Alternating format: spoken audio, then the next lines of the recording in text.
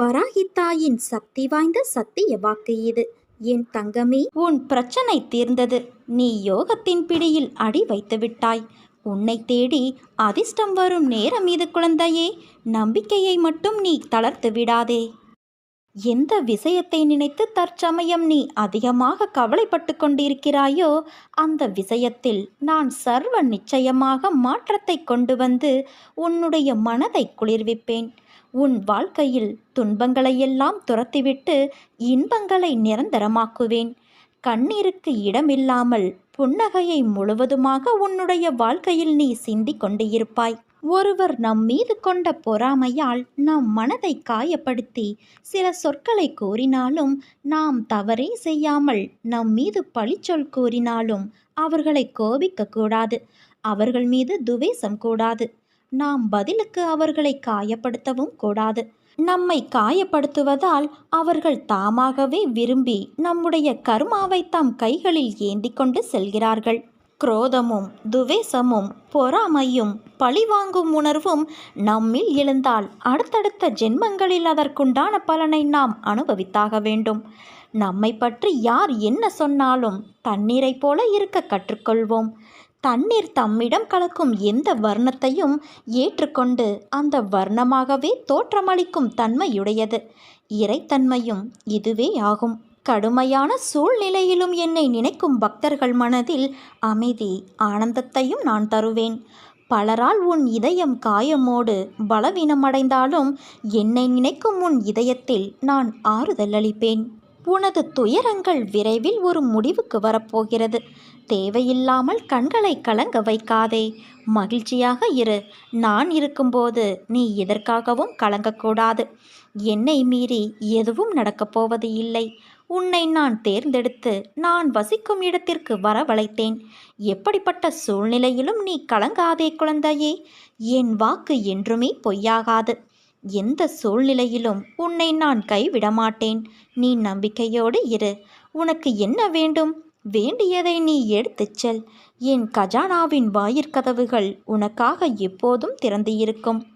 எது உன்னிடத்தில் சேர வேண்டுமோ அது உன்னிடத்தில் தானாகவே வந்து சேர்ந்துவிடும். அனைவரும் வியக்கும் வண்ணம் நீ உயரக்கூடிய கால நேரம் இது. நிம்மதியாக மகிழ்ச்சியாக இரு. உன் கர்ம பலன்கள் விலகப் போகிறது. வாழ்க்கையில் பெயர் புகழ்பெற்று நீ உயரப்போகிறாய் குழந்தையே. உன்னை இன்று வழி நடத்தி செல்லும் ஆசான் நான். நித்தியப்படி வழங்க நான் சற்று தயங்கி தயங்கி யோசித்து நின்றால் நீ சற்று யோசித்துப்பார் என்ன நடந்திருக்கும் என்று. நீ கேட்டு நான் எதையும் செய்ய வேண்டிய அவசியமில்லை. எந்த சூழ்நிலையிலும் நீ கடந்து வந்த பாதையை மறக்காதே. உன்னோடு உன் அன்னையான நான் இருக்கிறேன் என் குழந்தையே. உன் கண்முன்னால் நான் அமர்ந்து கொண்டு இருக்கிறேன். உன்னுடைய செயல்களில் மாற்றத்தை கண்டு என்னை முழுமையாக ஏற்றுக்கொண்டு நீ என்னை காண துடிப்பாய். அப்போது நான் உன் கண்முன்னே தோன்றும்போது உன்னால் பேச முடியாமல் கண்களில் ஆனந்த கண்ணீர் வழிய நீ வாயடைத்து போவாய். உன் கிரகத்தில் நான் வாசம் செய்யும்போது நீ எதற்கும் கலங்கக்கூடாது. நான் இருக்கிறேன். அனைத்திலும் இருந்து உன்னை நான் விடுவிக்கப் போகிறேன். உன்னை நான் உயர்த்தி பார்க்கப் போகிறேன். கலங்காதே. உனக்கு வேண்டியதை செய்ய நான் இருக்கும்போது எவரிடத்திலும் போய் நீ நின்று கொண்டு இருக்காதே. உனது தேவையை பூர்த்தி செய்ய யாசகம் பெற்று உனக்கு தருவதற்காக உன் அன்னையான நான் காத்திருக்கின்றேன். ஒரு மனிதனின் வாழ்வும் தாழ்வும் உயர்வும் மேன்மையும் வீழ்ச்சியும் மாட்சியும் அவனது நாவில்தான் குடியிருக்கிறது. அந்த நாவிலிருந்து வரும் வார்த்தையை வைத்தே இவற்றை அவர்கள் எடை போடுகிறார்கள். ஒருவரிடம் நட்பு கொள்வதும் பகைமை கொள்வதும் உயர்வான மதிப்பை பெறுவதும் இகழ்ச்சியடைவதும் கூட இந்த நாவினால்தான் வருகிறது. அதனால் ஒரு முறை பேசுவதற்கு முன்பு பல முறை யோசனை செய் என்றார்கள். எதை கொட்டினாலும் அள்ளி விடலாம். வார்த்தையை கொட்டினால் அள்ள முடியாது. வில்லிலிருந்து சென்ற அம்பும் வாயிலிருந்து சென்ற சொல்லும் இலக்கை தாக்காமல் விடாது. அதை திரும்ப பெறவும் முடியாது. தீயினால் சுட்டால் புண்ணாகி ஆறிவிடும். ஆனால் நாவினால் சுட்டுவிட்டால் ஆறவே ஆறாது. சொல்லாத சொல்லுக்கு நீ முதலாளி. சொன்ன சொல் உனக்கு முதலாளி. இப்படி பல விஷயங்கள் சொல்லை பற்றி இருக்கிறது. அதை பற்றி பேசுவதற்கு முன்பும் நிதானம் தேவை குழந்தையே. நாம் பேசுவதற்கு மட்டும்தான் நிதானம் தேவை என்று இல்லை. பிறர் பேசுவதையும் நிதானமாக கேட்க கற்றுக்கொள்ள வேண்டும். பிறர் பேசும்போது குறுக்கே பேசுவது, வார்த்தைக்கு வார்த்தை எதிர் வார்த்தை பேசுவது, எதிரில் பேசுபவர் முழுவதையும் கேட்காமல் உடனே பதில் கூறுவது, எரிச்சல் அடைவது போன்றவற்றை செய்யாமல் எதிரில் இருப்பவர் என்ன பேசுகிறார் என்பதை முழுமையாக கேட்க வேண்டும். நான் கூட உன்னிடம் பல வழிகளில் தினமும் பேசிக்கொண்டுதான் இருக்கிறேன். ஆனால் நீ அதை கவனிப்பது இல்லை. அதற்கு மாறாக நீ மட்டுமே என்னிடம் பேசுவதாக நினைத்து புலம்பிக் கொண்டு இருக்கிறாய். இனிமேல் நீ யாரிடம் பேசினாலும் பேசுவதற்கு முன்பு இதை பேசலாமா வேண்டாமா என்பதை பலமுறை யோசனை செய். புறங்கூறுதல், அதாவது ஒருவரை பற்றி பின்னால் பேசுவது, பிறரை தூற்றி எதிரில் இருப்பவரை புகழ்ந்து பேசுவது, காரியத்தை சாதித்து கொள்ள நயந்து பேசுவது போன்றவற்றை விட்டுவிடு. உண்மையை உள்ளபடி சொல். பொய்யை சொல்லும் அவசியம் வருவதை தவிர்த்துவிடு. பிறர் உன்னை ஆதிக்கம் செலுத்தும் வகையில் பிறரை அதிகமாக உன்னிடம் பேச விடாதே. நீயும் பிறரிடம் சிக்கிக்கொள்வதைப் போல பேச்சை விட்டுவிடாதே. இன்றிலிருந்து வார்த்தைகளை வெளியே அதிகம் கொட்டாதே. என் வார்த்தைகள் மீது நம்பிக்கை வைத்து செயல்படு என் குழந்தையே. என்னையே நம்பி தஞ்சமடைந்த உன்னை என்றும் நிர்கதியாக விடமாட்டேன், ஒருபோதும் கைவிட மாட்டேன் என்பதையும் நீ உறுதியாக நம்பு. உன் பிரச்சனையெல்லாம் தீரப்போகிறது. வாழ்க்கையில் சில நிகழ்வுகள் நீ விருப்பப்பட்டு நடக்காமல் இருக்கலாம்.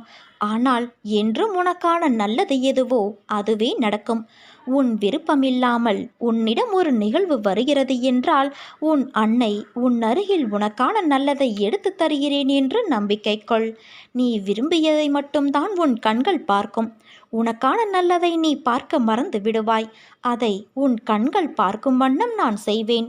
உன்னை படைத்தவன் நான் என்று நீ உணரும்போது உனக்கானதையும் சேர்த்துத்தானே படைத்திருப்பேன்.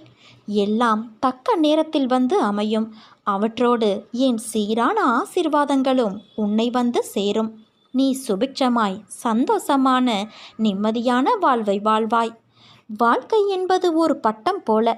அதன் நூல் உன் கையில் இருப்பதால் தான் அது நகர்கிறது என்பது நினைப்பது எவ்வளவு தவறோ அதே போலத்தான் உன் வாழ்க்கையில் நடக்கும் சில விஷயங்கள் எல்லாம் கஷ்டங்களும் முடிவடையும் காலம் என ஒன்றும் நிச்சயம் வரும். அதனால் எதை குறித்தும் நீ மனம் கலங்காதே.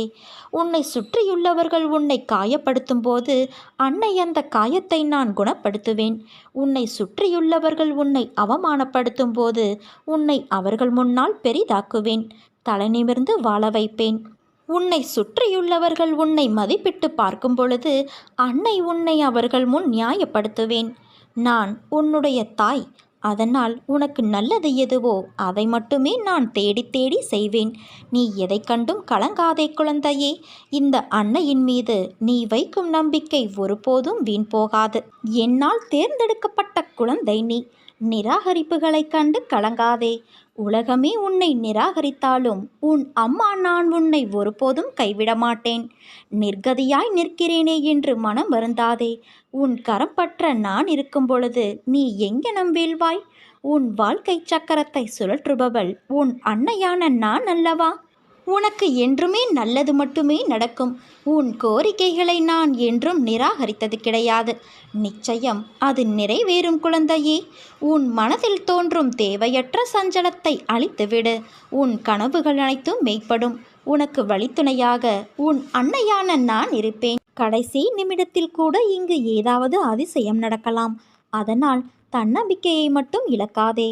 வலிமையையும் நம்பிக்கையையும் உன் அன்னையான நான் நிச்சயம் உனக்கு தருவேன். எல்லா சந்தர்ப்பங்களிலும் உன்னை அன்போடு அரவணைத்து கொண்டுதான் வருகிறேன். என் பிள்ளையான உனக்கு செய்ய வேண்டியதை தக்க சமயத்தில் நான் நன்கு செய்வேன். சற்று பொறுமையாக இரு.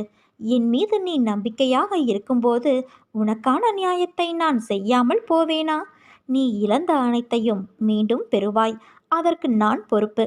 நீ விரும்புவது தாமதமாவது உன் கர்ம வினையால். உன் சந்தோஷத்திற்காக உன் கருமாக்களை தட்சணையாக நான் எடுத்துக்கொண்டு உனக்கு புண்ணியத்தை உண்டாக்கி கொண்டு இருக்கிறேன். உன் கர்ம வினைகளை விரைந்து முடிக்கவே நானும் போராடி கொண்டு இருக்கிறேன். அதுவரை நீ அமைதியாக இரு என் குழந்தையே. நீ என்னிடம் எதையும் வேண்டினால்தான் நான் செய்வேன் என்று அல்ல. உனக்கு எதை எப்பொழுது எப்படி செய்ய வேண்டும் என்று எனக்கு தெரியும். உன் ஆசைகள் எண்ணங்கள் அனைத்தும் கூடிய விரைவில் நிறைவேறும். எப்பொழுதும் யாரையும் நீ சார்ந்திருக்காதே. உன் வாழ்க்கையில் இக்கட்டான நிலையில் எடுக்க வேண்டிய முடிவை நீயே முடிவு செய். உன்னுள் இருக்கும் நான் அதற்கு உதவியும் புரிவேன். ஆனால் நீயோ உன் மீது அன்பும் அக்கறையும் இல்லாத உன் சுற்றத்தார்கள் சில பேரிடம் சென்று அறிவுரை கேட்கிறாயே, ஏன்? எவர் மீதும் கோபம் கொள்ளாதே, அது கொடியது. உதவி புரிபவர்களிடமும் மட்டுமல்லாமல் உதாசீனப்படுத்தியவர்களிடமும் கூட நீ கோபம் கொள்ளாதே. அனைவரிடமும் அன்பாக பேசு. நீ வருத்தப்படுவதால் இங்கு எதுவும் மாறாது. நம்பிக்கையோடு கம்பீரமாக உன் குறிக்கோளை நோக்கி செல். நீ அதை அடைய நான் உனக்கு துணை இருப்பேன். இது என் சத்திய வாக்கு. நான் உன் முன்னேதான் சென்று கொண்டே இருக்கிறேன். உன் செயல் அனைத்துமாக உன் அன்னையான நான் இருப்பேன். நீ என் பரிபூரண அருளும் ஆசீர்வாதமும் அன்பும் பெற்ற என் செல்ல குழந்தையல்லவா? வாழ்க்கையில் கஷ்டங்கள் வந்து உன்னை ஸ்தம்பித்து விட்டதாக நினைக்கிறாயா?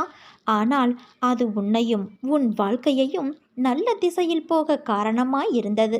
நீ போகும் பாதையில் முட்கள் உன்னை குத்தி வழி கண்டது என நினைப்பது சரிதான். ஆனால் அந்த முட்கள் உன் கால்களில் குத்தாவிட்டால் நீ மேலே நிமிர்ந்து கொண்டேதான் நடந்திருப்பாய். கீழே குனிந்து பாதை எப்படி இருக்கிறது என்று பார்த்திருக்க மாட்டாய். முட்கள் குத்தியதால் தான் அந்த இடத்திலிருந்து உன்னையும் உன் பாதையையும் நீ கவனிக்க ஆரம்பித்தாய். முட்கள் சிறு வழியை ஏற்படுத்தியிருக்கலாம். ஆனால் உன் கவனம் உன் பயணத்தில் கீழும் இருக்க வேண்டும். கீழே படுகுழியும் இருக்கலாம் என்று அந்த சிறிய முட்கள் மூலம் உனக்கு உன் அன்னையான நான் காண்பித்தேன். நீயும் அதன் உட்கருத்தை புரிந்து கொண்டாய். நிச்சயம் நீ ஜெயிப்பாய் என் குழந்தையே. உன் வழி என்பது உன்னுடைய அகமும் புறத்தையும் சுத்தப்படுத்தத்தான். அது ஒரு நாளும் உன்னை துன்பத்திற்காக ஏற்படுத்தியதல்ல. அதனால் எல்லாம் சரியாகிவிடும். எதற்கும் நீ அஞ்சாதே. உன்னோடும் உன் குடும்பத்தோடும் உன் அன்னையான நான் எப்போதும் இருப்பேன். நீ நல்ல ஆரோக்கியத்தோடு எல்லா செல்வ வளங்களையும் பெற்று சீரும் சிறப்புமாய் வாழ்வாய்.